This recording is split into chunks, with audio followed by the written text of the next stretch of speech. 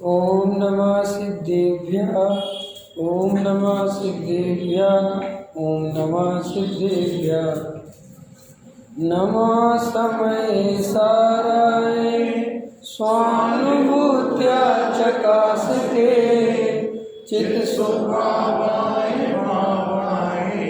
सर्वभावान्तरच्छते अनंत धर्मणस्तत्वं पश्यन्ति प्रत्यगात्मना अनेकान्तमयी मूर्ति नित्यमेव प्रकाशतां वन्दे तु सव्यसिद्धे ध्रुवचलमणोपमङ्गतिं प्रत्ये मोक्षामि समय पाहुड मृणमोषध केवली संतप्त मानस शांति हो जिनके गुणों के गाने में वे वर्धमान महान जिन विचरे हमारे दान में। आचार्य कुंद कुंद देव द्वारा रचित यह समय सार परमागम है। कर्ता कर्म अधिकार 144 नंबर की गाथा पक्षातिक्रांत एवं समय सार।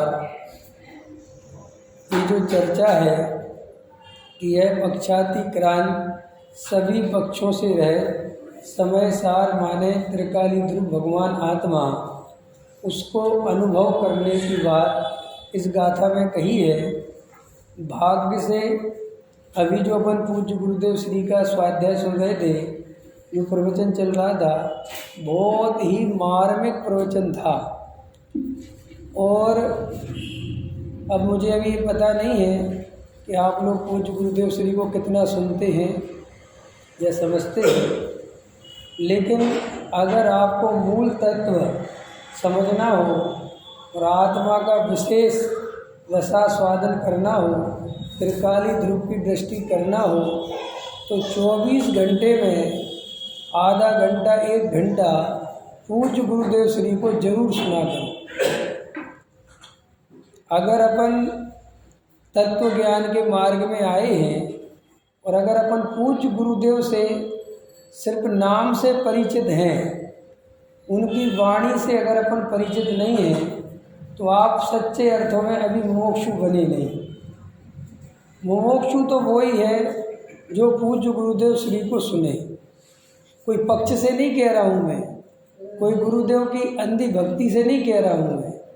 वास्तव में हम जिनको सुन रहे हैं वे भी किनको सुन के आए हैं, आप समझ रहे ना। गंगा का पानी अगर यहाँ बॉटल में मिल रहा है और आपको साक्षात गंगा देखने मिले, तो बॉटल का पानी लोगे कि गंगा को पानी से सीधा पियोगे?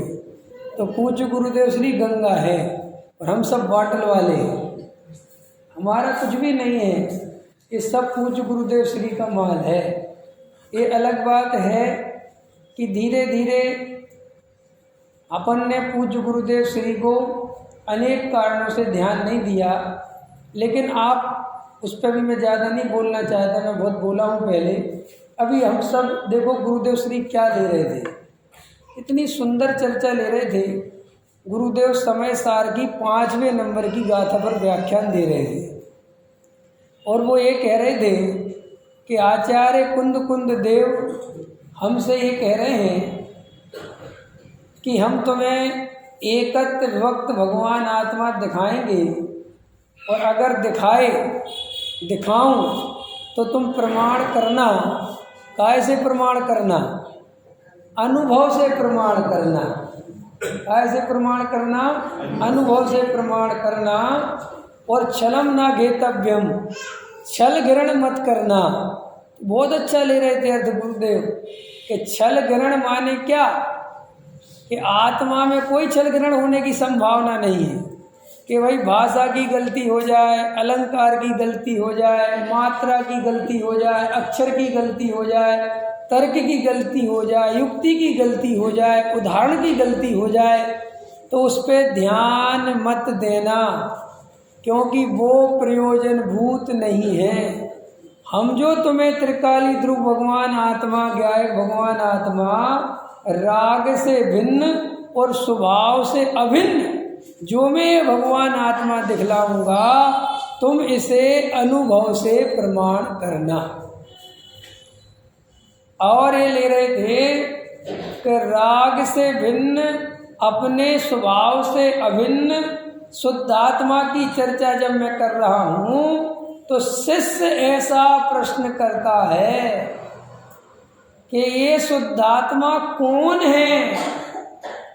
ये कौन से शुद्धात्मा की आप बता रहे हैं बात? मैं तो इस शुद्धात्मा को जानता ही नहीं। ऐसी जब उसको अंदर से जिज्ञासा उत्पन्न हो, जब उसके अंदर से ये प्रश्न आवे, तब उसे गुरुदेव कहते हैं कि आचार्य महाराज उस भगवान आत्मा की बात बताते हैं। अब वहाँ तो बात समझ में आ गई। अब हम अपने अंदर में देखें। हम इतने दिन से स्वाध्याय सुन रहे हैं, समझ रहे हैं, आपके अंदर ऐसा प्रश्न आया कि वो शुद्धात्मा कौन है, ये किसकी चर्चा है? कि साहब ऐसा प्रश्न क्या आया? हमें तो पता है इसका उत्तर कि वो शुद्धात्मा हम हैं और ये हमारी चर्चा है। अगर आपके मन में ये बात आई है, तो आपने उस शुद्धात्मा को जानने के लिए अभी तक क्या किया? कौन सा शुद्धात्मा? राग से भिन्न और स्वभाव से अभिन्न, एक त्रिकाली ध्रुव भगवान आत्मा। तो सबसे पहले आचार्य कुंद देव कहते हैं कि मैं तुम्हें जो शुद्धात्मा बताऊंगा, वो तुम अनुभव से, स्वयं संवेदन से परीक्षा करके प्रत्यक्ष प्रमाण करना। कैसा प्रमाण करना?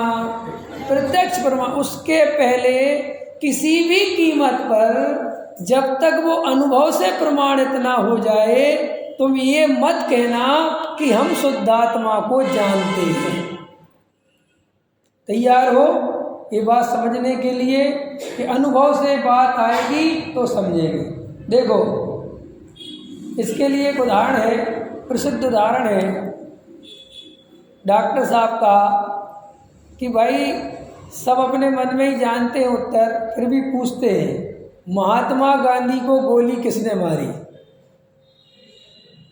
सुना होगा। किसने मारी? नाथूराम गोडसे ने मारी। तो जिस समय मारी, उस समय पूरे देश में ये समाचार व्याप्त हो गया था कि नहीं हो गया था कि नाथूराम गोडसे ने गांधी जी को गोली मार दी। फिर भी गोडसे को फांसी की सजा सुनाने में 26 साल लग गए। अब प्रश्न ये है कि जब सबको पता है तो इतनी देर क्यों लग गई? तो बहुत अच्छा समझाते हैं क्यों लग गई। कि जब अदालत लगी तो अदालत जो चलती है वो गवाही के आधार पर चलती है। गवाही देने वाले के पहले नंबर का गवाह अदालत में प्रस्तुत हुआ और बोले, बोल भाई तूने क्या देखा, क्या जानता है? कि मैं ये जानता हूँ कि गांधी जी को गोली नाथूराम गोडसे ने मारी। कि तूने कहाँ देखा? कि मैंने नव भारत टाइम्स में देखा। काय में देखा? तो एक गवाही मानी जाएगी? मानी जाएगी? भगा उसको इधर से। अच्छा, वो झूठ बोल रहा है कि सही बोल रहा है? लेकिन नव भारत टाइम्स में पढ़ी थी, इससे तुम्हारी गवाही की कोई कीमत नहीं है। कि ऐसे ही कि तुम समय सार के बारे में क्या जानते हो, शुद्धात्मा के बारे में क्या जानते हो? कैसा है शुद्धात्मा? कि साहब 9 कर्म, द्रव्य कर्म और भाव कर्म से रहित एक त्रिकाली ध्रुव भगवान आत्मा को समय सार कहते हैं। कि कैसे जाना? कि साहब हमने समय सार की गाथा 6वीं में पढ़ा है। बोलो, इसको जानना कहोगे?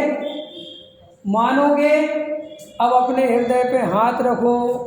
हम जितनी भी धर्म की बातें जानते हैं, और जो हम बड़ी छाती चौड़ी करके बोल रहे हैं, हम ऐसे ही जानते हैं कि कुछ अनुभव से भी जानते हैं? बताओ, राग आत्मा से भिन्न है, ये कैसे जाना? कैसे जाना?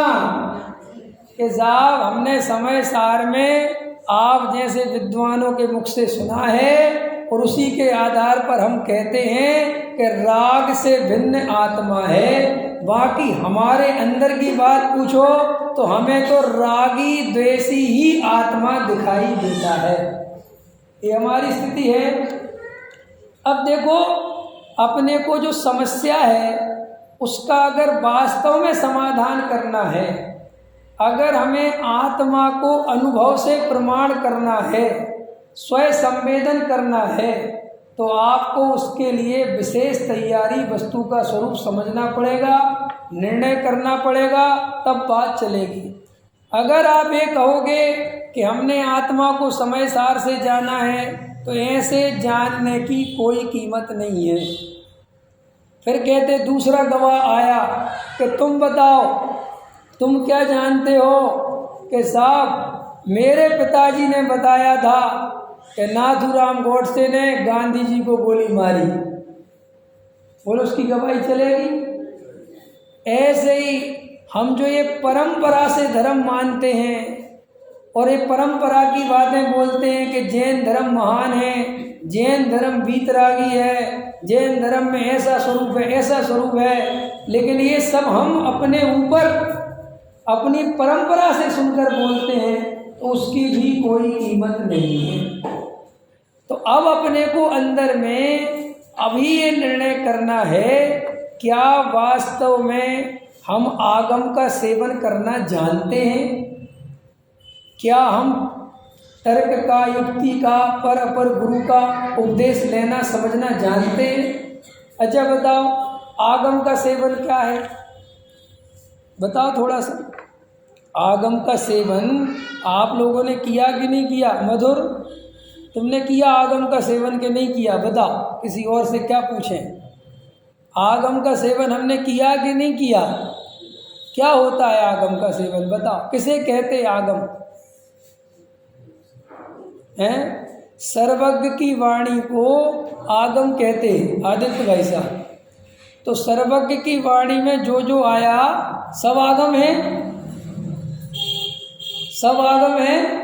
सम्यक दर्शन में निमित्त है। सोना बनाने की विधि आई थी, वो सम्यक दर्शन में निमित्त है?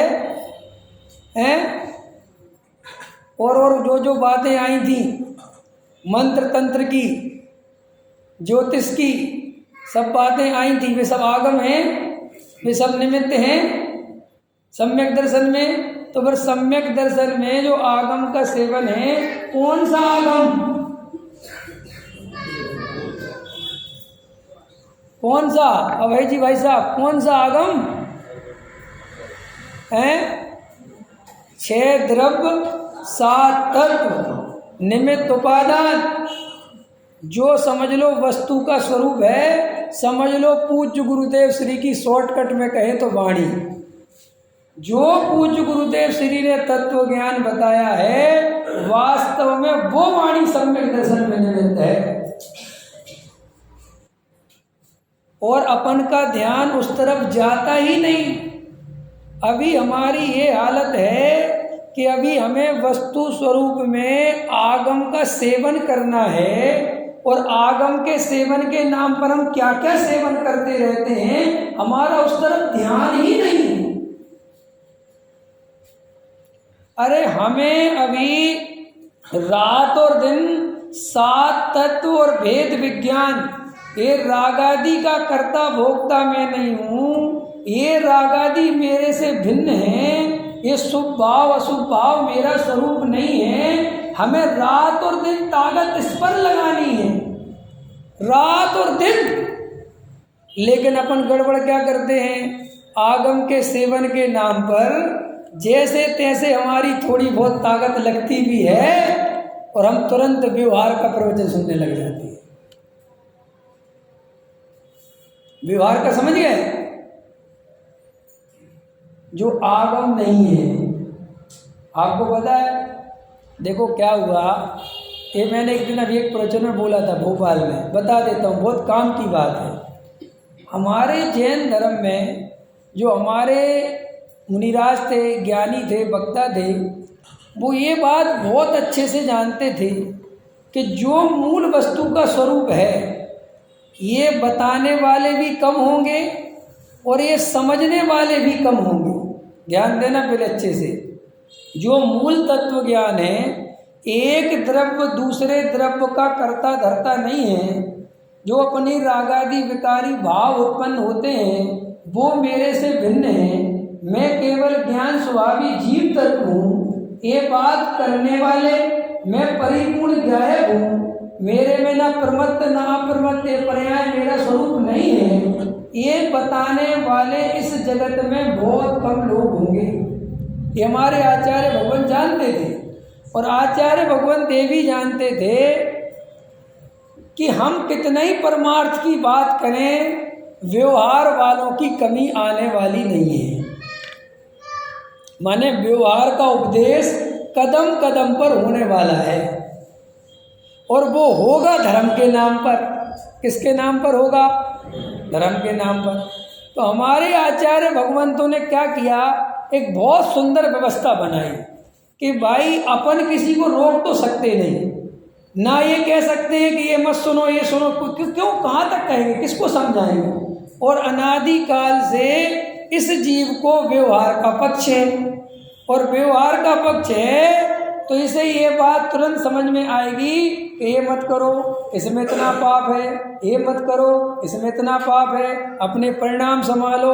देखो मैना सुंदरी कैसी थी, देखो राजा सैनिक कैसे थे, प्रथमान योग आ जाएगा। कर्मों से डरो, कर्म किसी को नहीं छोड़ते, देखो कर्मों की क्या क्या विचित्रता है, ऐसे कर्मों की चर्चा आ जाएगी। और ये सब आगम के नाम पर आएगी कि नहीं आएगी? अभी भी हम ये सब चर्चा आगम मानकर ही सुनते हो कि नहीं सुनते? अभी मैं आपको करणान योग प्रथमान योग की कोई कहानी सुनाऊं तो आप यही मानते हो ना कि सर्वज्ञ भगवान की वाणी है। अब आचार्य कहने लगे, सोचे समझे कि ये बात अपन किसी से कुछ नहीं कर सकते, तो उन्होंने एक खाता बनाया व्यवहार में। कौन सा खाता बनाया?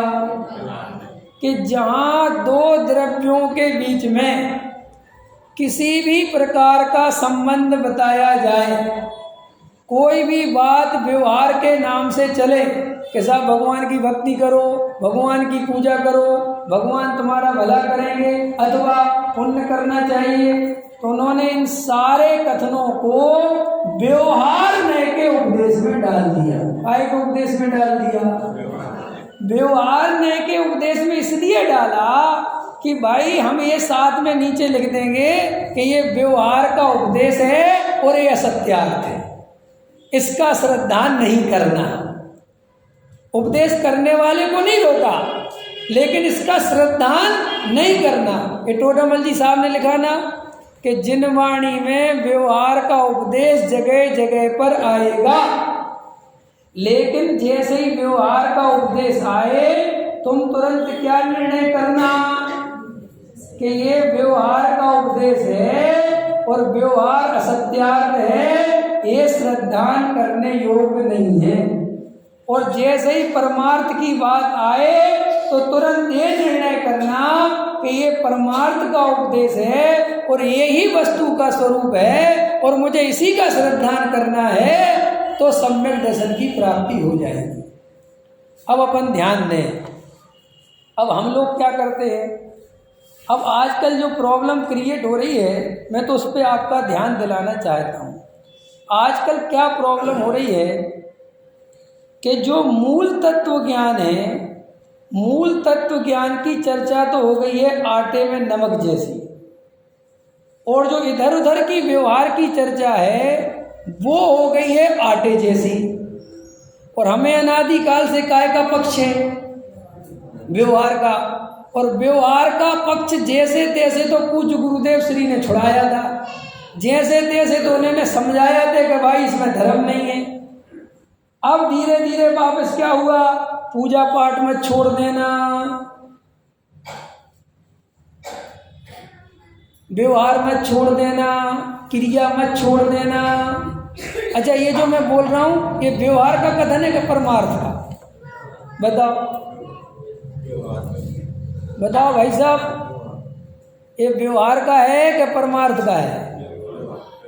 ये तुम्हें लगता है ये व्यवहार का कथन है कि व्यवहार मत छोड़ देना, ये तुम्हें व्यवहार का कथन लगता है? अच्छे से सोचो, बताओ भैया अतुल जी, बताओ, लगता है? क्या लगता है? थोड़ा बोलो बोलो, एक तरफा संवाद नहीं, बोलो आप। व्यवहार मत छोड़ देना, क्रिया मत छोड़ देना, स्वच्छंदी हो जाओगे, पूजा पाठ मत छोड़ देना। भैया शुभ में आए बिना शुद्ध में नहीं आते। ये बातें सुनकर आपको कैसा लगता है? ये लगता है कि व्यवहार का कथन है? बोलो, लगता है? लगता है? और नहीं लगता, इससे समझ में आता है कि अपन की कितनी भूल पड़ी हुई है। जबकि ये प्योर व्यवहार का कथन है। व्यवहार माने झूठा। कि झूठा क्यों? कि भाई मैं क्रिया कर ही नहीं सकता, यही तो श्रद्धान करना था, और आपने वापस से श्रद्धान करा दिया कि क्रिया करना जरूरी है। यही हमारी, समझ लो, अभी वर्तमान में इतनी मेहनत करने पर भी बेकार जा रहा है। देखो, अभी अपन जो गुरुदेव श्री का सुन रहे थे, मैं परिपूर्ण ज्ञायक हूँ, मेरे में कोई कमी नहीं है, रागादि विकारी भाव मेरे से भिन्न है और मेरा स्वभाव मेरे से अभिन्न है, यही तो सम्यक दर्शन है, यही तो श्रद्धा करनी है, इसी तरफ तो सारा ध्यान लगाना है। हमें कोई भी अंतरंग में ये जो भाव चल रहा है कि भाई परिणाम संभालो, क्रिया संभालो, इसी का नाम तो मिथ्यात्व है। मिथ्यात्व क्या है बोलो? अपन के यहाँ गीत मिथ्यात्व तो है नहीं, अपने यहाँ तो यही मिथ्यात्व है कि अपन शरीर के कर्ता भोक्ता बनते हैं, यही मिथ्यात्व है ना। रागादि विकारी भाव के कर्ता बनते हैं। तो अब प्रश्न ये है कि आप ये मिथ्यात्व छोड़ने के लिए कर क्या रहे हैं? क्या कर रहे हैं बता? कि ये मिथ्यात्व छोड़ने के लिए एक नया मिथ्यात्व कर रहे हैं। क्या मिथ्यात्व कर रहे हैं? कि करना चाहिए, परिणाम संभालने चाहिए। अच्छा बताओ, परिणाम संभालने चाहिए कि नहीं संभालने चाहिए? इतना सरल प्रश्न। अभी देखो, आप लोग बोलते नहीं, मुझे पता है, और अभी कोई और पंडित जी बैठे होते ना परिणाम संभलवाने वाले, तो बिल्कुल हाँ में हाँ मिलाते, बिल्कुल पंडित जी ठीक कह रहे हैं, बिल्कुल परिणामों का तो ध्यान रखना ही चाहिए, परिणाम तो बिल्कुल अपन को संभालने ही है। बोलो भाई जी, और बताओ भैया, परिणाम वाला ग्रुप नहीं है कोई? नहीं, हम तो तुमसे प्रश्न पूछ रहे खुले आम, हमें कोई ऐसा नहीं समझना तुम, हम तो किसी से कोई बात, आपको अगर लगता है कि आप परिणाम संभाल सकते हो तो कृपया हाथ उठाओ। अगर आपको लगता है कि परिणाम वहाँ जाने से समझते हैं, ये होता है वो होता है, तो हाथ उठाओ। फिर आपको मैं अभी बताता हूँ कि आपको समय सार सही पता नहीं है, आप समय सार को नहीं मानते, इसका मतलब। बोलो, मंदिर जाने से परिणाम समझते हैं कि नहीं? देखो, सब उल्टी उल्टी पढ़ाई है नहीं? उल्टी पढ़ाई। मंदिर जाने से परिणाम शुद्ध नहीं होते। अब देखना कितनी गलती है। मंदिर जाने से परिणाम शुद्ध होते हैं कि शुभ होते हैं? और तुमने उन्हें क्या माना कि अच्छे होते हैं, अच्छे माने उपाधि। आई भूल समझ में? कितनी बारीक भूल। हम इतने अंदर में जाके देखना, आप विचार करना, अभी हम 1 मिनट के लिए भी मैं परिपूर्ण ज्ञायक हूँ, मेरे में कोई कमी नहीं है, ये श्रद्धा हम 1 मिनट के लिए भी नहीं कर पाते। और ये नहीं कर पाते इसलिए सम्यक दर्शन नहीं होता। अब आप बताओ, अब कोई प्रश्न पूछो, आपको पूछना, मैं फिर पढ़ाऊंगा। है कोई प्रश्न? कोई तो पूछ लो कुछ। हाँ राहुल पूछ रहे है। परिणाम नहीं समझते तो फिर पुरुषार्थ किसको बोले? ये बात पूछा ना, ये ऐसे प्रश्न चाहिए। Very good. ये देखो इनने क्या प्रश्न पूछा कि अगर हम परिणाम ही को नहीं संभालना हमें, तो फिर पुरुषार्थ काय में करना है? फिर पुरुषार्थ क्या है? कितना देखो मैंने क्या कहा, तुम मुझसे एक तरफा बुलवाओगे ना, उतना बढ़िया प्रवचन नहीं होगा। तुम मुझसे पूछो, क्योंकि मैं तो पूछोगे तो बताऊंगा, तुम्हारा बहुत काम की बात निकल गई। देखो क्या पूछा भैया ने, समझ में आया? ये प्रश्न किस किस का है? हाथ उठाओ। किसी का नहीं, तुम्हारा अकेला है। अच्छा देखो सर, इस हाथ उठाने में डरते क्यों है? कुछ इज्जत का सवाल है। मंदिर में इज्जत बाहर रख के आया करो, यहाँ तो बिल्कुल ऐसे बन के आया करो कि हम कुछ नहीं जानते तभी तो यहाँ आए। और अगर अपने को कुछ जानने वाला मानोगे, कुछ बड़ा मानोगे, तो ये प्रवचनों का कोई लाभ नहीं होगा। एक समस्या और है मुमुक्षुओं में। ये लोग मुमुक्षुओं के अंदर क्या घुस गया है कि हमें सब कुछ पता है। और ये पता प्रवचन में कैसे सुनते हैं कि पंडित जी कहाँ गलत बोल रहे हैं। माने हम तुम्हारी परीक्षा नहीं लेते, तुम सब बैठ के हमारी परीक्षा लेते हो। हमें पता है यहाँ एक भी कोई 30 मार्क से कम नहीं, सब जानते। और यहाँ की बात नहीं, सब जगह की बात है कि इसलिए तो हम ये तो बात है, हम ठीक है सब सुना है। क्या सुना है? और अगर सुना है तो इतने हवा में उड़ रहे हो, तो प्रश्न है कि आज तक आत्म अनुभव क्यों नहीं हुआ? परिणति क्यों नहीं बदली? आसक्ति क्यों नहीं टूटी? कसाय क्यों नहीं कम हुई? मायाचार क्यों कम नहीं हुआ? बताओ, इतने दिन से समझ रहे हो तो क्यों नहीं हुआ कुछ भी? इसका मतलब ये है कि तुम जानकारी को धर्म समझते हो। तो देखो भैया ने पूछा कि पुरुषार्थ का क्या होगा। सबसे पहले तो सौरभ, पुरुषार्थ है क्या चीज? अभी जो हम पुरुषार्थ के बारे में समझते हैं वो हमेशा पुरुषार्थ नहीं है, वो कर्तृत्व है और वो मिथ्यात्व है। आदित्य भाई साहब गहरी बात बोल दी। क्या बोला मैंने? जिसे सामान्यतया हम पुरुषार्थ समझते हैं, प्रांजल ध्यान दो, वो पुरुषार्थ नहीं है। तुम्हारा भी एक दिन प्रश्न था इंदौर में, वो पुरुषार्थ नहीं है, वो तो मिथ्यात्व है। अपन पुरुषार्थ समझते किसी पहले बता। देखो अपन पुरुषार्थ सबसे पहले तो जड़ की क्रिया को समझते हैं। क्या को समझते हैं? शुद्ध भोजन करना, कुएं का पानी पीना, शुद्ध कपड़े पहनना, पूजा करना, भक्ति करना, स्वाध्याय करना, सम्य सागर का पहाड़ चढ़ना, मुनिराजों की सेवा करना, भक्ति करना, वैयावृत्ति करना, आहार देना।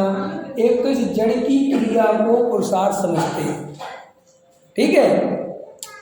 अगर जड़ की क्रिया से थोड़े ऊपर उठे तो जो कसाय की मंदता है उसे पुरुषार्थ समझते हैं कि देखो जी हम तो परिणाम हुआ है तो बहुत बढ़िया कर लिए हमने, अब तो हम स्वाध्याय में लगे रहते हैं, हमारे परिणाम बिल्कुल नहीं बिगड़ते, अब तो हमें आत्मा के प्रति वो रहता है। अब देखो ये दोनों को तुमने पुरुषार्थ माना और इनकी मान्यता में कर्तृत्व है और ये मिथ्यात्व है। बोलो है कि नहीं? जड़ की क्रिया का कर्ता बनना ये मिथ्यात्व है कि नहीं? अब हृदय पे हाथ रखो, बनते हो कर्ता कि नहीं? बताओ भैया, बताओ पीछे वाले, बनते हो कि नहीं? हैं? बनते हो। कब तक बनना है? कि आप बताते रहो कि हम बनते नहीं हैं, लेकिन हम बने बिना मानेंगे नहीं। पूजा तो करनी चाहिए ना, करनी चाहिए कि नहीं करनी चाहिए? अब देखो आपका अभी पुरुषार्थ वाला उत्तर चल रहा है, अभी थोड़ी दूसरी लिंक जा रही है। अपन के दिमाग में क्या होता है और ये क्यों होता है मैं बता दूंगा। अपन को ऐसा लगता है कि अगर अपन पूजा नहीं करेंगे तो पूजा कैसे होगी। अपने को क्या लगता है कि भाई पूजा उठेंगे सुबह, नींद डिस्टर्ब करनी पड़ेगी, आनी पड़ेगी, नहा धोके सब मेहनत करनी पड़ेगी, तब तो पूजा होगी, अपने आप हो जाएगी पूजा। आपने कभी सोचा कि आचार्य कह रहे कि तुम पूजा के कर्ता नहीं हो, समझना, वो जड़ की क्रिया है, और अपने अंदर अनुभव ये कह रहा है कि सब बिना करे नहीं होगी। अब दो में से एक आदमी सही होना चाहिए, या तो तुम्हारा करने वाला अनुभव सही होना चाहिए या आचार्य महाराज का नहीं करने वाला अनुभव सही होना चाहिए। बोलो दो में से कौन सा सही है, बताओ विवेक जी, बताओ कौन सा सही है? एक साहब नहीं करने वाला, और बताओ आप लोग बताओ, हैं पीछे वाले बताओ कौन सा अनुभव सही है, करने वाला कि नहीं करने वाला। कई लोग तो पता है ऐसा भी सोच रहे होंगे कि क्या कह रहे हैं, अपने तो कुछ समझ में नहीं आ रहा। ऐसा तो नहीं है ना कोई? हाँ मधुर बताओ।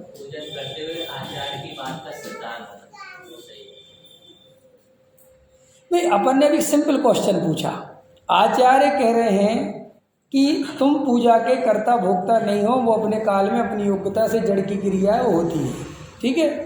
और हमारा अनुभव कह रहा है कि सब करनी पड़ती है, सामग्री धोनी पड़ती है, सामग्री चढ़ानी पड़ती है, व्यवस्था अपनी आप कैसे होती है। दो लोगों के अनुभव हो गए ना। अब मेरा प्रश्न है दोनों में से किसकी बात सही है? अच्छा, तुम्हारी झूठी है, आपकी झूठी है बात? नहीं, यही तो रहस्य है। तुम्हारी बात भी बिल्कुल सही है और आचार्य महाराज की भी बिल्कुल बात सही है। सब ये कैसे सही, देखो ये बताता हूँ।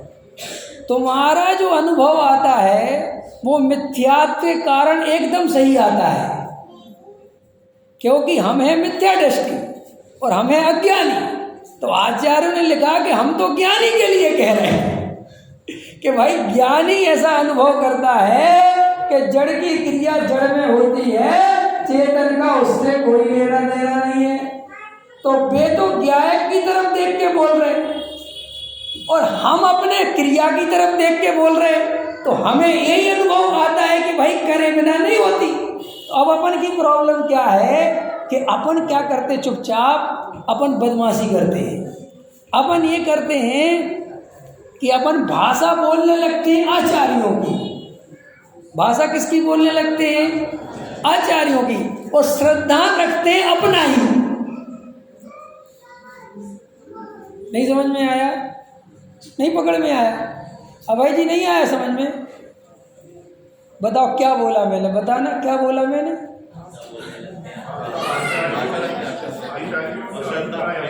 हाँ मनोज जी, समझ में आ रहा है आपको? आपको विशेष समझ में आ रहा होगा।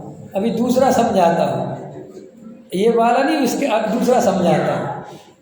सुनो, मुमुक्षु सोनगढ़ी, मुमुक्षु भाषा बोलते हैं आचार्यों की और अभिप्राय वही का वही रहता है।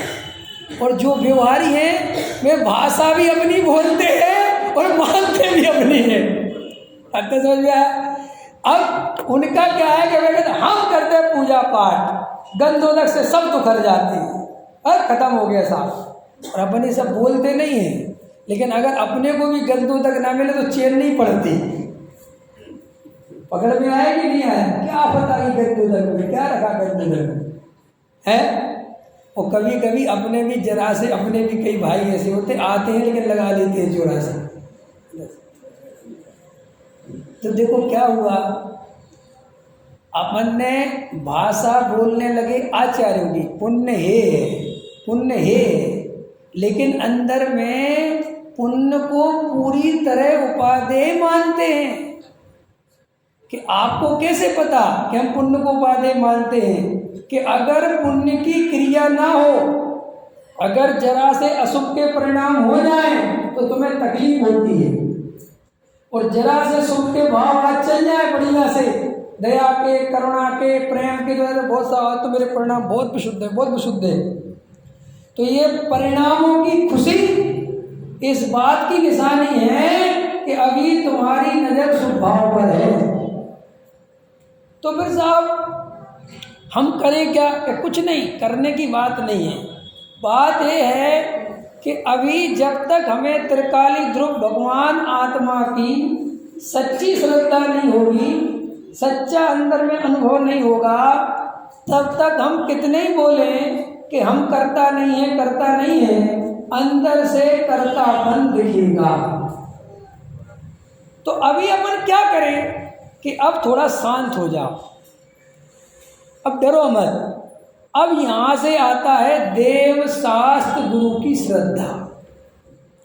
इसीलिए सम्यक दर्शन में जो प्रबल निमित्त है वो देव शास्त्र गुरु को कहा। क्यों कहा? अपन उस पर चर्चा कर रहे हैं। अब आचार्य कहते हैं, हमें समझाते हैं, जिनवाणी हमसे कहती है, सर्वज्ञ देव हमसे कहते हैं कि सुन भाई, तू जो ये कह रहा है कि ये शरीर की क्रिया, जड़ की क्रिया मैं करता हूँ, ये सब मैं ही क्रियाओं का पालन करता हूँ, मैं आचरण पालता हूँ, मैं ऐसे खाता हूँ, मैं ऐसे उठता हूँ, मैं ऐसे बैठता हूँ, तो आचार्य कहते हैं कि तेरे को जो ये लग रहा है, तेरी ये जो श्रद्धा है, ये तेरी गलत नहीं है, क्योंकि तूने अनादिकाल से कभी भेद ज्ञान नहीं किया। कभी हमें भी ऐसा ही लगता था, कभी हमारी भी ऐसी ही श्रद्धा थी। लेकिन सुन, हमसे आचार्य कहते हैं कि देख, तुझे हमारी महिमा आती है ना, हमारी भक्ति आती है ना, क्या हो जंगल में मुनिराज मंगल स्वरूप विचारें, कैसे एकाकी अपने स्वरूप में विचरण करते हैं, जगत से कोई वांछा नहीं करते, कैसे आनंद में रहते हैं, चक्रवर्ती भी आ जाए तो प्रभावित नहीं होते, किसी भी प्रकार की भोगों की वांछा नहीं, नग्न दिगंबर हो जाते हैं, सर्दी गर्मी बारिश कोई परेशान नहीं करती, और निरंतर आनंद में रहते हैं, न राग होता है न द्वेष होता है। तो तू जो हमें ऐसे आनंद में देखता है, और तू जो हमें नमोस्तु करता है, जो तू हमें नमस्कार करता है, तो सुन, हमारी इस परिणति का राज क्या है, हमारे इस आनंद का राज क्या है? उस आनंद का राज ये है कि तू जो ये कर्ता कर्म के भ्रम में पड़ा हुआ है, जो तू अपने को शरीर मानता है, जो तू अपने को जड़ की क्रिया मानता, करने वाला मानता है, ऐसा हम भी कभी अपने को मानते थे और तेरी तरह ही परेशान आकुलित होते थे। और हमें श्री गुरु के प्रसाद से ये तत्व ज्ञान मिला, ये तत्व की बात सुनने मिली, ये भेद ज्ञान की बात मिली, और हमने एकांत में बैठकर अपने गुरु की सच्ची श्रद्धा करी, जिनवाणी की पक्की श्रद्धा करी, गुरु की देव की पक्की श्रद्धा करी कि ये वीतरागी के मार्ग में झूठ फरेब नहीं हो सकता, इनके कोई लालच नहीं है, इनके कोई हमसे कामना नहीं है, और ये पूरे तरह वीतरागी मार्ग में आनंद में है, तो ये झूठ नहीं बोलते। इसलिए इन्होंने जो ये कहा है कि यह शरीर और यह आत्मा अलग अलग है, और शरीर से भिन्न तेरा आत्मा है, ऐसी इनके वचनों पर मैं श्रद्धा करके एकांत में वेद ज्ञान करने बैठ गया। और मुझे वेद ज्ञान करते करते शरीर अलग दिखा और आत्मा अलग दिखा, और आत्मा अलग दिखा तो उसमें साथ में राग देश के परिणाम दिखे, और राग देश के परिणाम दिखे तो मैं फिर गया मुनिराज के पास, जिनवाणी के पास, कि मैं अंदर गया तो मुझे शरीर तो अपना अलग दिखा, शरीर तो जड़ दिखा, बिल्कुल पुद्गल वाला दिखा, लेकिन जो अंदर मोह राग देश के परिणाम हैं वो तो मेरे ही हैं, वो तो मैं ही हूँ। तो फिर आचार्यों ने कहा कि घबरा मत, फिर वेद ज्ञान कर, फिर ध्यान दे, वे जो राग देश के परिणाम हैं वे भी तेरे स्वरूप में नहीं है, तेरा चेतन उससे न्यारा है। राग देश तो देख तेरे सामने बदल रहे हैं, आ रहे हैं, जा रहे हैं, आ रहे हैं, जा रहे हैं, लेकिन जो जानने वाला ज्ञायक भाव है वो नहीं जान रहा है। फिर मैंने उन महाराज के नमोस्तु करके फिर बैठ के ध्यान लगाया, और फिर अंदर में देखा कि जो महाराज ने बताया था बिल्कुल ऐसा ही मेरा स्वरूप है। और ऐसा करते करते करते करते करते मैं प्रायोपलब्धि में गया और मेरा रस परिपाक होता गया, रुचि बढ़ती गई बढ़ती गई बढ़ती गई। और कब जाने मुझे करण लब्धि के परिणाम हुए और वहाँ पर कब आत्मानुभूति हुई मुझे कुछ नहीं पता, बस आनंद ही आनंद आया। और ऐसा अपूर्व आनंद आया कि मैंने ऐसा आनंद कभी नहीं देखा, कभी नहीं भोगा, कभी नहीं समझा, कभी नहीं आया। ओहो! और ऐसे करके मुझे आत्मानुभूति से अपना स्वयं संवेदन हो गया और मुझे अपनी वस्तु मिल गई। और आज मैं कह सकता हूँ कि ये पूजा पाठ का कर्ता भोक्ता मैं नहीं हूँ। इतनी प्रोसेस से गुजरना पड़ता है, तब तुम जो बोल रहे हो वो ही तुम्हारे श्रद्धा में होगा। और जब तक इस प्रोसेस से नहीं गुजर जाओ तब तक किसी और गुरु के चक्कर में मत फंस जाना। इस बात का बहुत ध्यान रखना पड़ेगा मनोज जी। हाँ, रोज रोज गुरु महाराज बदलोगे तो कहीं के नहीं रहोगे। समझ में आया? कुछ नहीं रखा, एक को पकड़ो, ढंग से पकड़ो। पहले जितनी परीक्षा करनी हो उतनी कर लो, लेकिन एक बार कर ली तो फिर कर ली। क्या आदित्य भाई साहब, बहुत इंपॉर्टेंट बात बता रहा हूँ। अभी मैं कितनी इंपॉर्टेंट बातें बताऊं। हमारी तो हालत ये हो रही है कि हम जिससे जिनवाणी सुन रहे हैं हमें उसकी 2 रुपए की श्रद्धा नहीं है। और मैं आपको पहले बता देता हूं, तुम्हें जिसके प्रति श्रद्धा नहीं हो सुन तो लेना व्यवहार से। कैसे सुन लेना? मैंने भी 2 नंबर बचा रखे हैं, क्योंकि मैं ये कह दूं कि मत सुनना तो अभी मेरे पे आरोप लग जाएगा। लेकिन व्यवहार से, कैसे? वो व्यवहार का कथन व्यवहार से, परमार्थ से नहीं। जैसे कभी कभी क्या होता है, हमारा जो असली टीचर होता है पढ़ाने वाला, वो उस दिन नहीं आया जिससे हमें मैथ्स पढ़नी है। असली तो वो ही पढ़ाता है, लेकिन आज वो छुट्टी पे चला गया। तो कभी कभी स्कूल में क्या होता है, कॉलेज में दूसरा आ जाता है पीरियड लेने, तो अपन कैसे पढ़ते हैं? अपन बस व्यवहार से पढ़ते हैं। अपन कहते ये ठीक है, इनको नहीं पता जो हमें चाहिए, लेकिन ठीक है कोई बात नहीं। बिल्कुल ऐसे ही जगत में उपदेश देने वाले रोज मिलेंगे और अधिकतर तुम्हें व्यवहार का उपदेश देने वाले ही मिलेंगे। और हमें अनादिकाल से व्यवहार का ही उपदेश पसंद है। तो ये जो अपन परमार्थ की इतनी मेहनत करते भी है ना, और थोड़ा बहुत रंग चढ़ता भी है आत्मा का, इतने में क्या होता है कि विवेक जी जा रहे हैं, दूसरे पंडित जी आ रहे हैं उदाहरण के लिए, अथवा कोई और। अब वो क्या होता है, वो क्या समझाएंगे वो तो वो जाने, लेकिन आप क्या होता है, इतने बेहोशी में जीते हो कि जिस बात का श्रद्धान करना था वो फिर वहीं रह जाती है और आप फिर आगे की क्लास पढ़ने लग जाते हैं। और वो कहते खोलो, अपन इस बार सोच रहे हैं थोड़ी सी कहानी पढ़ाएंगे आपको या थोड़ी कर्म प्रकृतियाँ समझेंगे, आप बैठ जाते हो और फिर आप भूल जाते हो कि ये कर्मों से तो मैं भिन्न ही हूँ। ये आप समझ रहे हो ना? हमें जब तक सम्यक दर्शन की प्राप्ति नहीं हो जाए, जब तक हमें आत्मानुभूति नहीं हो जाए, तब तक हमें और किसी काम पर बिल्कुल भी ध्यान नहीं देना है। रात और दिन आत्मा का चिंतन करना है, रात और दिन तत्व विचार करना है। तत्व विचार के नाम पर इधर उधर और कुछ भी लग जाते हो तो उससे क्या होता है, ये मूल तत्व ज्ञान कमजोर पड़ता चला जाता है।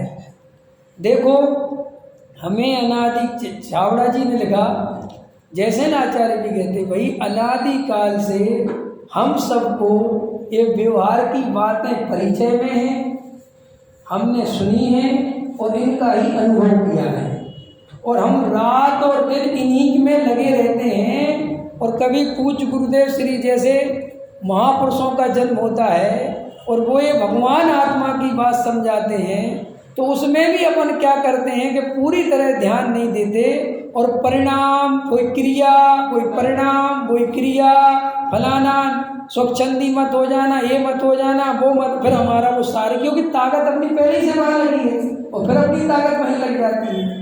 इसलिए अपने को सारी ताकत बचाकर एक आत्म तत्व के निर्णय में लगानी चाहिए। समाज का क्या होगा, मंदिर का क्या होगा, पूजा पाठ का क्या होगा, अरे भाई यही तो समझा रहे कि जो होने योग्य होगा वो होगा। अगर अपने माथे इतना कर्तृत्व रखोगे तो आत्मानुभूति कैसे करोगे। ये कह रही है गाथा, ये कह रहे पूज्य गुरुदेव श्री, स्वयं संवेदन से क्या करना, प्रमाणित करना।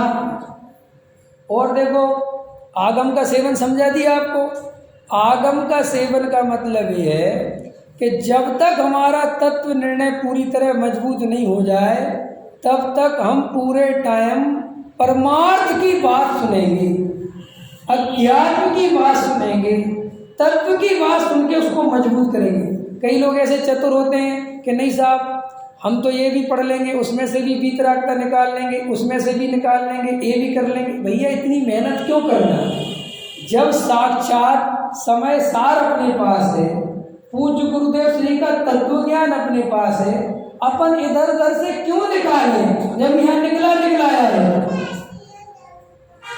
पकड़ में आई बात, समझ में आई। तो अब देखो पुरुषार्थ क्या है।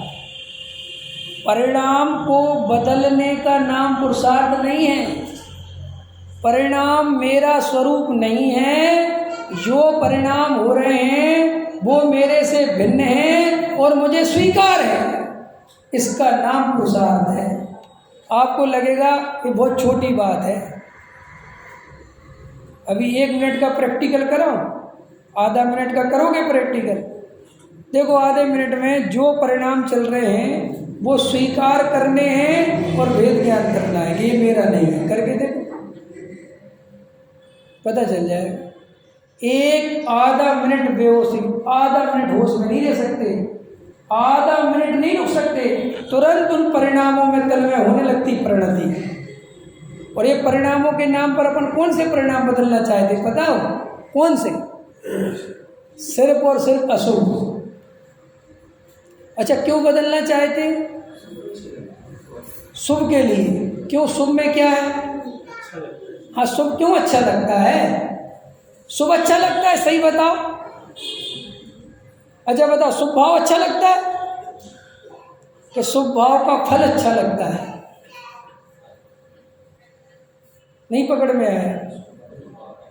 अभी गलती से ये निकल के आ जाए जिनवाणी में कि भैया बहुत दिन से गलती चल रही थी, जो अशुभ है वो शुभ है और जो शुभ है वो अशुभ है। अगर ये मिल जाए तो क्या करोगे? अभी जैसे कोई कहने लगे कि जो अष्टद्रव्य चढ़ाते हैं ये अशुभ है, ये नहीं चढ़ाना चाहिए, और नहीं चढ़ाना ज़्यादा शुभ है, तो तुरंत क्या करने लगोगे? देखना आपको नहीं पता, हमारी जितनी भी क्रियाएं चल रही हैं वे कोई हमारे अनुभव से नहीं चल रही हैं। हमें जैसा समझा दिया गया, जैसा बता दिया गया वो वैसी चल रही है।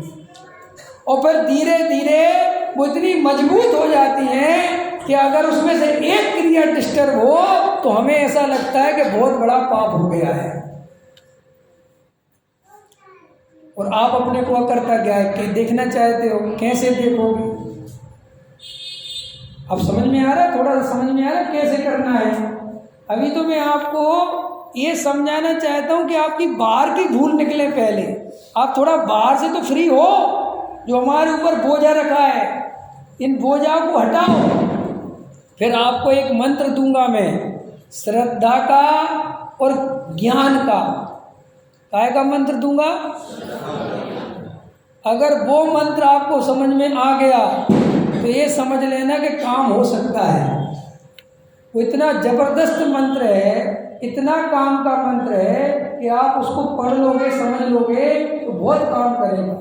भाई श्रद्धा में हमें किसी भी कीमत पर जड़ की क्रिया और परिणामों को नहीं मिलाना है। ये आपको भी समझाऊंगा धीरे धीरे। पहले आप इतनी बात समझ गए, पुरुषार्थ समझ गए आप? क्या है पुरुषार्थ?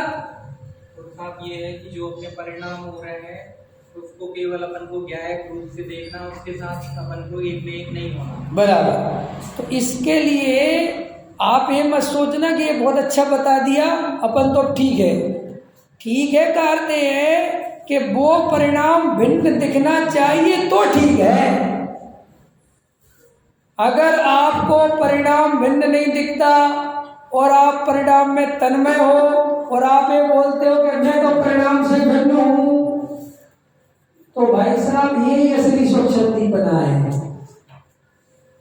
ये खाना पीना मीना स्वच्छंदीपना नहीं है, ये जो तुम्हें दिमाग में भर दिया है। ये असली स्वच्छंदीपना ये है कि परिणामों से भेद ज्ञान करता नहीं, परिणामों से भिन्न देखता नहीं, और परिणामों की बात करो तो कहता परिणाम मेरे में होते नहीं।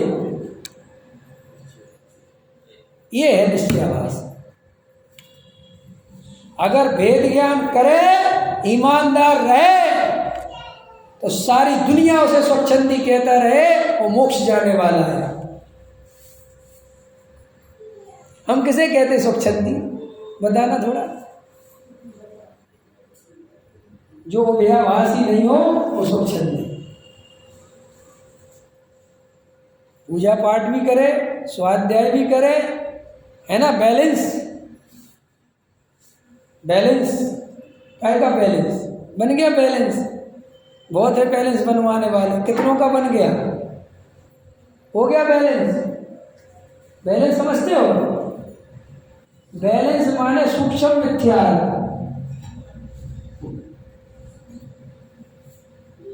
साफ ना में निश्चयवासी होना है, ना में व्यवहारवासी होना है। ये जो डर है यही तो व्यवहारवासी बनाता है। और ये डर क्यों है? क्योंकि हमने पूरा वस्तु का स्वरूप ईमानदारी से नहीं समझा। डर किसके अंदर बोलो? अगर मैं वास्तव में ईमानदारी से, मेरे अंदर दिन भर आत्मा की प्रतीति चलती है, दिन भर मुझे अपना ज्ञायक भाव दिखता है, मेरे को अंतरंग में परिणामों से भेद ज्ञान चलता है, बताओ मुझे दुनिया की परवाह होगी? मुझे चिंता सताएगी कि मैं स्वच्छंदी ना हो जाऊं? मुझे पूजा पाठ हुई कि नहीं इसकी बहुत चिंता सताएगी, बहुत आफत लगेगी। ये आफत उन्हीं को लगती है जिनके अंदर में भेद ज्ञान नहीं चलता, और वे कहीं ना कहीं ये पूजा पाठ करके संतुष्ट होते रहते हैं और इससे अपने को धर्मात्मा समझते हैं। फिर धर्मात्मा है कौन? जो दिन भर जिसकी परिणति में भेद ज्ञान बरतता है, वो ही सम्यक दृष्टि हो सकता है। इसके अलावा चाहे कोई व्यवहार की कोई बातें करता रहे, खूब क्रियाएं पालता रहे, ना वो सम्यक दृष्टि हो सकता है। और चाहे कोई कितना ही पर्यायों को उड़ाता रहे, एक पक्ष ऐसा भी ना, पर्याय है ही नहीं, पर्याय है ही नहीं, पर्याय की चर्चा मत करो, ये भी गारंटी से मिथ्या दृष्टि है। कि क्यों? कि तुम्हें पर्याय के नाम पर इतनी चिढ़ क्यों है? आचार्य भगवंतों ने भी पर्याय की चर्चा की है, तुम उनसे भी आगे चले गए क्या? पर्याय से भेद ज्ञान करना है, पर्याय की चर्चा से नहीं भागना है। अगर पर्याय की चर्चा आएगी तो आएगी, उसमें क्या है? राग देश है कि आत्मा में कि नहीं? बोलो, अरे है कि नहीं? है कि नहीं? कहाँ है पर्याय में कि अपने स्वभाव में? पर्याय कितने समय की? भाई भेद ज्ञान करना है, उसे डरना क्या है? क्या घबराना? भाई नहीं राग की चर्चा मत करना। क्यों नहीं करना? भेद ज्ञान पूर्वक राग की चाहे जितनी चर्चा करना, कोई आपत्ति बात नहीं है। और सुनो, अगर भेद ज्ञान नहीं है और राग की बिल्कुल भी चर्चा मत करना, तो भी कोई काम का नहीं है। मूल तत्व ज्ञान तो भेद ज्ञान है। मूल वस्तु का स्वरूप क्या है? भेद विज्ञान। आज तक जितने भी सिद्ध हुए हैं कैसे हुए, और जितने नहीं हुए, पढ़ा है ना श्लोक अमृतचंद आचार्य भगवान का, देखो भाई, हाँ, अगर हमें 24 घंटे भेद ज्ञान चले, वास्तव में अंतरंग में ऐसा लगे कि मुझे तो अपने ज्ञायक भाव के अलावा कुछ भी नहीं चाहिए। चाहिए माने इस भाषा है थोड़ी व्यवहार की भाषा, चाहिए कि है वास्तव में मैं तो ज्ञायक ही हूँ, मैं परिपूर्ण तत्व हूँ, मैं वास्तव में भगवान हूँ। कैसी फीलिंग आती है? मैं वास्तव में भगवान हूँ, कैसी फीलिंग आती है? के साथ में फीलिंग आती है, हे भगवान स्त्री पर्याय का छेदन कब होगा? है स्त्री पर्याय के छेदन की चिंता किस किस को है?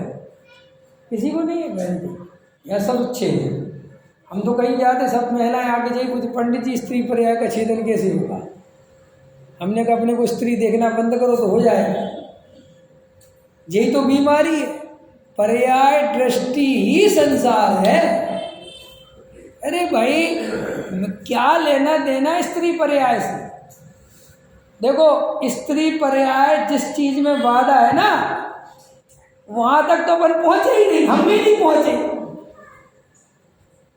नहीं समझ में आ रहा? अरे भाई पंचम गुण स्थान वर्ती तक स्त्री जा सकती है, और यह चौथे का ठिकाना हमारा भी नहीं है, तो काहे को परेशान होना? बराबरी है ना। हाँ, अगर हम मुनिराज बन जाएं आगे की, अभी तुम सम्यक दर्शन प्राप्त करने का पुरुषार्थ करो, क्या लेना देना स्त्री पर्याय से? क्या डरना? यहाँ कोई भेद नहीं, ये तो भेद ज्ञान करो। ये आत्मा की बात सुनने मिल गई, आत्मानुभूति करो, बिल्कुल मत सोचा करो कह रहे स्त्री पर्याय, अरे बेकार की बात है इस। अरे अपन अभी सम्यक दर्शन की बात सुनने मिल गई, ये मूल तत्व ज्ञान सुनने मिल गया, हम आत्मानुभव कर सकते हैं। कोई अभी आगे मुनिराज बनने की कोई स्थिति नहीं है। अरे रे, तो अभी तो यहीं बैठ के अपना आत्मा का वेदन करें, और ऐसा जो आत्मा का वेदन करता है गारंटी से वो जीव आगे जाके निकल जाता है। उसमें क्या है? मोक्ष जाने की जो प्रथम बात है वो तो सम्यक दर्शन है, और हम लोगों में से ऐसा कोई बैठा है ना जिसको सम्यक दर्शन नहीं होगा? अगर वो चाहे तो होगा कि नहीं होगा? क्या डरना, क्या विचार? एक तो भय निकाल दो अपने अंदर से। सबसे पहले आज यहाँ से निर्णय करके जाओ, और घर पर जाके भी विचार करना, मैं परिपूर्ण आत्मा हूँ। बोलो, मेरे में कोई प्रकार की कमी नहीं है, और मैं ऐसा स्वीकार करता हूँ हृदय से। और ऐसा स्वीकार करके अब शांत होकर थोड़ा बैठ के अपने ज्ञान स्वभाव को देखो, कैसा वो परिणाम आते हैं, ये होता है वो होता है, सब परिणाम बहुत आने दो ना परिणामों को, क्या डरना? हमें आचार्यों ने मंत्र दिया ना कि परिणाम मेरा स्वरूप है ही नहीं, तो आते हैं तो आने दो, क्या डरना परिणामों से? लेकिन हमारी नज़र परिणामों पर रहती है, ज्ञायक पर नहीं रहती, और हम परिणामों के नाम पर वो शुभ अशुभ का भेद करके बैठे हैं, इसलिए डर जाते हैं। अगर एक बार बताओ, आप तत्व विचार करने बैठे और आपको पार्श्वनाथ की टोंक दिखे, चरण दिखे वहाँ की, तो कैसा लगेगा? फिर आओगे मेरे पास ही कहने के पंडित परिणाम बड़े परेशान करते हैं। और पंडित आज तो मजा आ गया, आज तो मुझे पार्श्वनाथ दिख गए। अब बोलो क्या होगा? अब पार्श्वनाथ ही दिखेंगे, अब आसमान तत्व खड़ा हो गया। तो ये क्या है? अभी तो पहले बैठ के शांति से शुभ अशुभ का निर्णय करो। शुभ भाव में अगर जरा सी उपादेय बुद्धि हो तो सोचो कि क्यों है ये शुभ भाव, मेरा क्या भला करने वाले हैं, इनसे मुझे क्या मिलने वाला है। और मैं अपनी आत्मा को छोड़कर, पूज्य गुरुदेव श्री तो ये कहते थे कि शुभ भाव का आदर आत्मा का तिरस्कार करना है। क्या? शुभ भाव का आदर अपने ज्ञायक भगवान आत्मा का तिरस्कार करना है, जो हम निरंतर करते हैं। होश में रहना है, बेहोश नहीं होना। कुछ पूछना है? किसी को कुछ पूछना है? गवाही,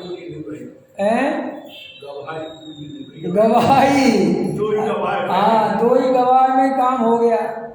हमें तीसरे की जरूरत नहीं है कि तीसरा आया ले आओ, अपने कह जा रहा अपन तो फिर ही तीसरा ले आओ।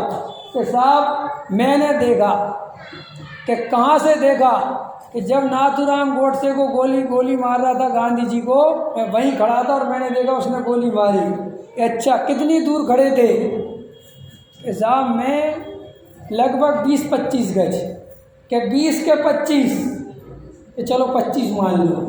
कि अच्छा बताओ चश्मा लगता है कि नहीं लगता? कि हाँ लगता है। उस समय लगा रखा था कि नहीं लगा रखा था? कि नहीं साहब उस समय तो नहीं लगा रखा। हटो, 80 साल का बूढ़ा चश्मा नहीं लगा रखा, तुझे क्या पता गोडसे ने मारी कि सुभाष ने मारी, किसने मारी? प्रभाव से ऐसे ही हम कहें कि साहब हमने आत्मा देखा है कि आगम में पढ़ के देखा, पर गुरु के उपदेश से सुना, खूब तर्क युक्ति लगा के सुना, वो चारों अनुयोग से समझा और खूब वंदना करी कि ये बता तूने अंदर में अनुभव करके देखा कि नहीं देखा? तुझे दिखा के नहीं दिखा? क्योंकि नहीं साहब मैं थोड़ा दूर से देख रहा था, ये कुछ नहीं देखा। आत्म स्वयं संवेदन पूर्वक दिखना चाहिए। देखो यार, एक बार सागर वाले फटाके बहुत फोड़ते हैं, दिल्ली वाले तो एक ही दिन फोड़ते हैं, ये अभी तक फोड़े जा रहे हैं। चलो अभी कल के लिए थोड़ा बचा लो, अभी समय बहुत हो गया। ठीक है, आप लोगों के मन में कोई प्रश्न चल रहे हो, मैं कल सुबह नहीं बोल पाया। देखो क्या है, समझो, आप बिल्कुल भी संकोच मत करो। आपके मन में जो भी प्रश्न आते हो, क्रिया से संबंधित, परिणाम से संबंधित, अभिप्राय से संबंधित, पुरुषार्थ से संबंधित, क्रमबद्ध पर्याय से संबंधित, निमित्त उपादान से संबंधित, अनुभव के संबंध में, तत्व विचार के संबंध, जो भी आपके परेशानी जाती हो, किसी को तत्व विचार करते बैठता हो। अच्छा, आप लोगों में से कौन कौन तत्व विचार करने बैठता है? हाथ उठाओ। हाँ बहुत अच्छा, वेरी वेरी, वाह, तुम दोनों ने हाथ उठाया तो बड़ी खुशी हुई। और कोई नहीं बैठता? मधुर के हाँ। बताओ बहन जी, आप लोगों में से कौन कौन बैठता है? कोई नहीं बैठता आपकी? तत्व विचार करने कोई नहीं बैठता। और टोडामल जी साहब ने सम्यक दर्शन का मुख्य कारण क्या बताया है? तो फिर क्यों नहीं बैठते भैया? क्या तकलीफ है? पंडित जी सुबह बताई थी ना तकलीफ। अभी हमें सम्यक दर्शन चाहिए ही नहीं, अभी हमें जरूरत नहीं, अभी तो हमें पुण्य की जरूरत है, क्रिया सुधारना है, शुद्ध खाना है, बाजार का छोड़ना है, पता नहीं क्या क्या और लिस्ट बनी है। देखो भाई, ये लिस्ट बहुत बार बना के पूरी करनी है, कुछ नहीं हुआ। अब ये बड़ी मुश्किल से ये भाव मिला है, पूज्य गुरुदेव श्री मिले हैं, ये तत्व ज्ञान मिला है, बैठ के आत्मा का वेदन कर लो, आत्मा का अनुभव कर लो ना, ये भाव भी चला जाएगा, कुछ नहीं मिलेगा। अगर तुम्हें जरा सी भी क्रिया में दम दिखती हो, तुम्हें जरा सा भी लगता हो कि क्रिया के बिना धर्म नहीं होता, तो मैं तुम्हें एक बात कह देता हूँ कि जिनवाणी में जो लाइन लिखी है कि मुनि वृद्धार अनंतवार, वो इसी बात के लिखी है कि क्रिया से धर्म नहीं होता। अगर तुम्हें शास्त्रों को पढ़ के जानकारी बढ़ाने को धर्म लगता हो, तो ये इसलिए लिखा है कि जीव ने 11 अंग, क्या 11 अंग 9 पूर्व का ज्ञान एक आध बार नहीं, हजारों बार लिया है, कुछ नहीं हुआ। इसलिए जानकारी बढ़ाना बंद करो। जितना तुम्हारे हमारे पास ज्ञान है वो सम्यक दर्शन के लिए बहुत है। बस अब बैठ के शांति से तत्व विचार करो। और अगर तत्व विचार में मन नहीं लगता, सुनो और बोल देता हूँ, अगर तत्व विचार में मन नहीं लगता आप लोगों का किसी का भी, और पूजा पाठ भक्ति में इनमें स्वाध्याय में मन लगता है तो वो इस बात की निशानी है कि तुम्हारा मिथ्यात्व ढीला नहीं है। सुनो अतुल जी, सत भैया, अगर मिथ्यात्व ढीला करना हो तो तत्व विचार करना, और अगर नहीं करना हो तो जो ग्रुप बदलने से कुछ नहीं होता, मिथ्यात्व को कोई फर्क नहीं पड़ता। तुम किसके ग्रुप में आ गए, किसका छोड़ के आ गए, कुछ नहीं होने वाला। टोडामल जी साहब ने जो मोक्ष मार्ग प्रकाशक में लिखा ना, उसमें इम्पोर्टेंट बात बताऊं, ये तो उन्होंने निचोड़ लिखा। टोडामल जी साहब ने जब कर्मों की वो करी है लब्धिसार में, टीका में, सम्यक ज्ञान चंद्रिका में, उसमें क्या लिखा आदित्य भाई साहब कि मिथ्यात्व किसका टूटेगा? पता क्या लिखा? जो निरंतर तत्व विचार करते हैं, साफ साफ लिखा है, जो निरंतर तत्व विचार करते हैं उन्हीं जीवों का केवल मिथ्यात्व ढीला पड़ता है और धीरे धीरे करके खत्म हो जाता है, बाकी किसी का नहीं होता। और आप लोगों ने भरी सभा में ये कहा है कि हम लोग नहीं करते, तो अब विचार कर लेना कि आप नहीं करते तो फिर आपका क्या होने वाला है। और ये दूसरों को देख के खुश मत हो कि तुम लोग व्यवहारियों को देख के बड़े खुश होते हो, बड़ी करुणा बहाते हो, इन बेचारों को कुछ पता नहीं, जैसे आप निकल गए हो संसार से। अरे भैया, दूसरों पे करुणा करने की जगह पहले अभी अपने ही पे करो, क्योंकि अभी अपना काम हुआ नहीं है। अभी तो अपन को वस्तु स्वरूप का पक्ष आया है। क्या आया है? पक्ष माने अपन को जिनवाणी की बात अच्छी लगने लगी है, लेकिन अभी हम अनुभव की ओर बढ़े नहीं हैं। और अगर अनुभव की ओर नहीं बढ़े तो अभी हमारा कुछ भी काम हुआ नहीं है। क्यों? क्योंकि ऐसा पक्ष हमें अनंत बार आया है। जब तुम मुनिराज बन गए, जब तुम साधु बन गए, ऐसा थोड़ी पहली बार आया है। जब तुमने इतने शास्त्र पढ़ लिए तो अब सब बैठ के विचार करना, अभी का समय हो गया, कल अपन सुबह प्रारंभ करेंगे इस गाथा को, टीका को। लेकिन आपसे मेरी बार बार रिक्वेस्ट है, देखो मुझे ऐसा कुछ ना कोई गाथा ना कोई टीका, मुझे तो सिर्फ एक ही मन में भावना रहती है कि जो भी जीव इस मोक्ष मार्ग में लगे हैं और उनके जीवन में अगर ये तत्व विचार नहीं हो रहा है तो मैं देखो कितनी गाथा पढ़ाऊँ, कितनी समझाऊँ, तत्व विचार तो आपको ही करना पड़ेगा। मूल काम तो आपको स्वयं करना पड़ेगा। आप उसके लिए तैयार हो। अगर आपका तत्व विचार में मन नहीं लगता तो भैया बार बार बैठो, विचार करो। 2 4 6 दिन में तकलीफ होगी और घबराना मत। ये मत सोचना कि तत्व विचार करने में पाप ज़्यादा लगता है। इसकी व्याख्या कल करूँगा। क्या कई लोग तत्व विचार इसलिए नहीं करते कि वे तत्व विचार करने बैठते हैं तो उनके दिमाग में ये लगता है कि पाप ज़्यादा लग रहा है। मैं कल बताऊँगा इसका। सहजानंद जी